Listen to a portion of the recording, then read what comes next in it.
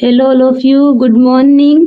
आज हम कक्षा 7 गणित के अंदर अध्याय 13 घातांक और घात ये चैप्टर अपन ने शुरू कर लिया था।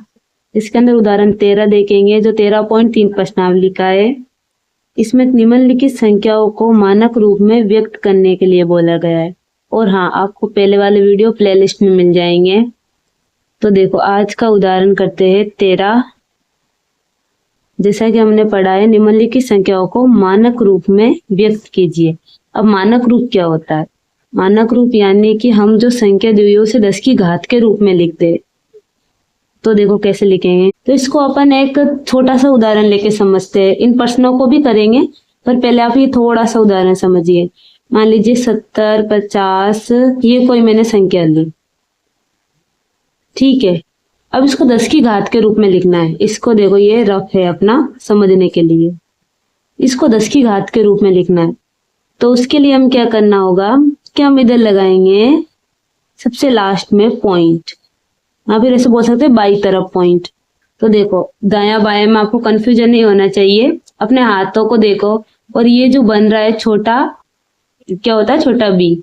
और ये जो बन रहा है वो क्या है? छोटा डी। तो इस तरफ जो होगा वो बायां, इस तरफ जो होगा दायां, यानी कि बायां और दायां।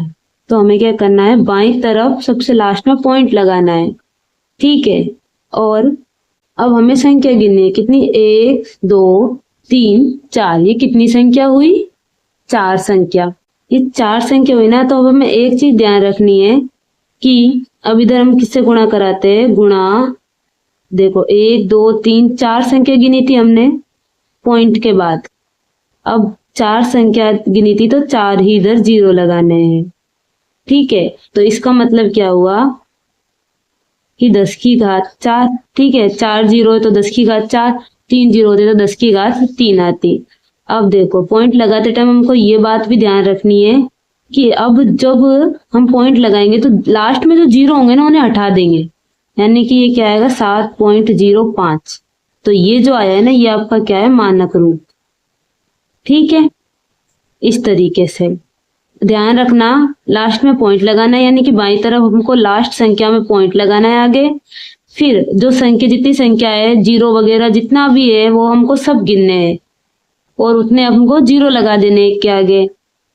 फिर हमें जब इसको लिखेंगे तब ये जो लास्ट में 0 होंगे, सिर्फ 0, उनको हटा देंगे। देखो, इसी को अपन इस तरीके से और करते हैं कि जब ये संख्या ली मैंने, अब हम ऐसा भी तो कर सकते थे ना, पॉइंट ही तो लगाना है। अपन इसको इधर भी पॉइंट लगा सकते थे। मान लो हमने इधर लगा दिया, तब ये क्या आता? गुणा। ये कितना है? 1 2 3, 1 2 3, यानी 10 की घात 3 और 70.5। लेकिन ये अपना मानक रूप नहीं है, ये 10 की घात के रूप में आ गया। लेकिन मानक रूप के लिए हमको पॉइंट सबसे लास्ट में चाहिए, यानी कि एक संख्या के बाईं तरफ एक संख्या के आगे चाहिए। तो ये पॉइंट इधर ही आना चाहिए, ठीक है। तो ये हमारा मानक रूप नहीं होगा, नहीं होगा। मानक रूप इस तरीके से होगा, बाईं तरफ सबसे लास्ट पॉइंट पे 0 और फिर 10 की घात के रूप में ये आ ही जाएगा।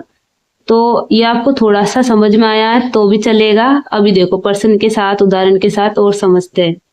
तो पहला पॉइंट, पहले पॉइंट में थोड़ी सी बात और समझनी है कि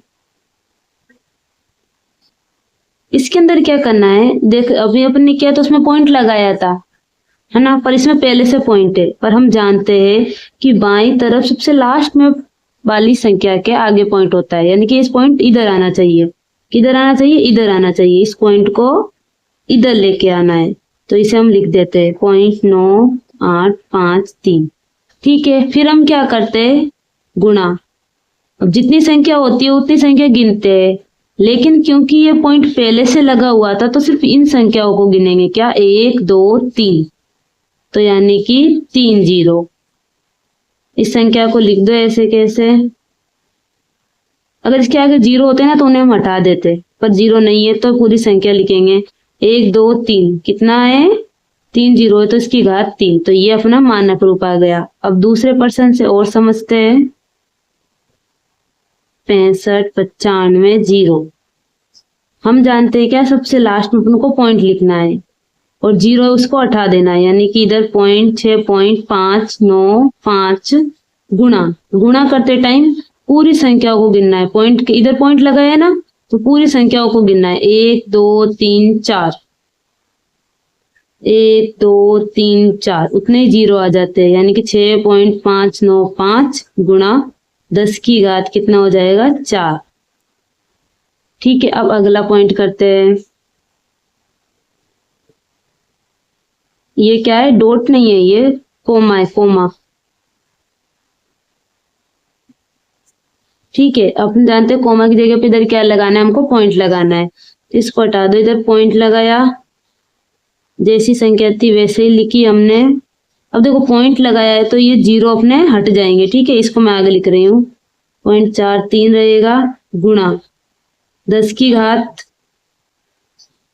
क्या आएगी, 1 2 3 4 5 6, यानी कि इधर आप 6 0 लिखो, यहाँ पे 10 की घात 6 लिखो, आगे यही आता है ना।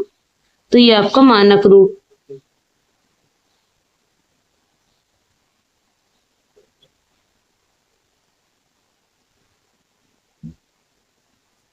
इधर हमको क्या चल लिखना है, 0.0। अब देखो मैं 0 क्यों लिखा, क्योंकि ये यहाँ तक पूरी संख्या है, फिर 0 0 है, तो इन सबको हटा देंगे 0 को, लेकिन जहां तक संख्या होती है वहां तक हमें संख्या लिखनी होती है। ये लिखा गुणा 10। अब गिनना कहाँ से है, जहां से पॉइंट लगाया, यहाँ पे पॉइंट लगाया था ना, तो 1 2 3 4 5 6 7 8 9 10। तो ये सब इसके क्या है, मानक रूप। आई होप आपको ये उदाहरण समझ में आया होगा। ठीक है गाइज, और हम प्रैक्टिस करेंगे तो आपको और अच्छे से समझ में आएगा। आगे हम करेंगे 13.3 प्रश्नावली। तो थैंक्स फॉर वॉचिंग गाइज, मिलते हैं अगले वीडियो में।